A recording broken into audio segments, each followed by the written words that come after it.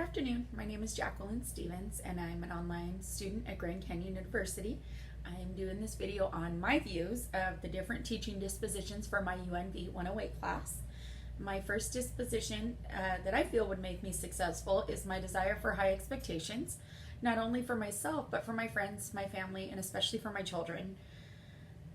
With that being said, I view my students as my kids so that they will be held to the exact same standard. I feel that it's very important to request a lot of people and in return have them request a lot out of you and make it balance. Another valuable trait is that I feel I'm a great listener. Growing up in a toxic household, it teaches you some valuable things. It's not always scary. It does teach you some good traits. You learn how to stay private, stay out of trouble at school, specifically for the reason you don't want to draw attention to yourself. You don't want people coming up questioning you on things because then they might find out what's really going on.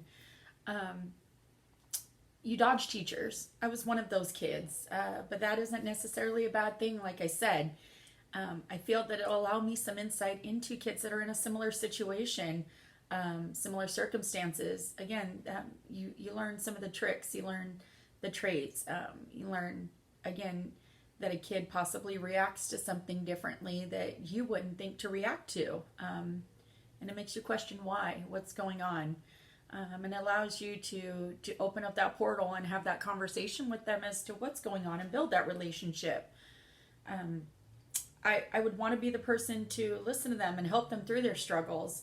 I could be their advocate and support system. I had that when I was in school. My mom was the bus driver and at the school that I went to, and I had a lot of struggles due to that as well. You know, people felt that I was getting special privileges when I wasn't. So I got a little mistreated by not only by the students, but a lot by the staff who felt that I was getting special privileges. But then again, like I said, when you go home, circumstances are different, and you don't want anybody knowing that when you go to school. It kind of tends to be you're only out. Some kids get that where they go to school because that's their out. That's their get out of jail free card, where they can go away and they don't have to listen to some of the things that they do at home and deal with some of the pains and pressures. That's at least how it was for me. I was able to use my teachers in a good way, and even to this day, a lot of them I still speak to on some of the issues that I'm having. They become very good friends and confidants of mine, and a lot of them are what helped me get started today as to go down this road to become a teacher. Another trait I have, I've always held an incredibly strong work ethic. This goes back to my childhood. I have been helping my family and helping financially since I was about 12 years old, which is tough. Some may see it as sad, but I see it as valuable to this day. I mean, back then it was like I didn't really understand why I was 12 and had to work while everybody else was playing. But now I get it, and it works for me. And I've made sure to pass that on to my children, to where something as simple as an Xbox, you know, you want your Xbox? Well, you work for it. I'll pay half, you pay half, and we work.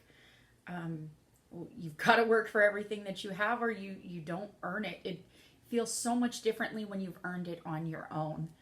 I can't wait to have my own classroom to teach my students the value of hard work and getting the job done. One of my favorite movies actually is The Pursuit of Happiness, where Will Smith, you know, he portrays a character that came from rock bottom and is raising his son, and just he tries and he struggles, and as long as nobody knows how hard he was actually struggling, because even though he was hitting rock bottom, he portrayed himself as somebody who was strong and respectful and intelligent, and he got the job done. And now he's one of the most successful businessmen, and actually one of the most successful educators and speakers that we have in this world. One issue that I do feel I might struggle with is organizing skills and preparation, and that's only because I'm a girl. I like to shop. I want everything, and I want it now.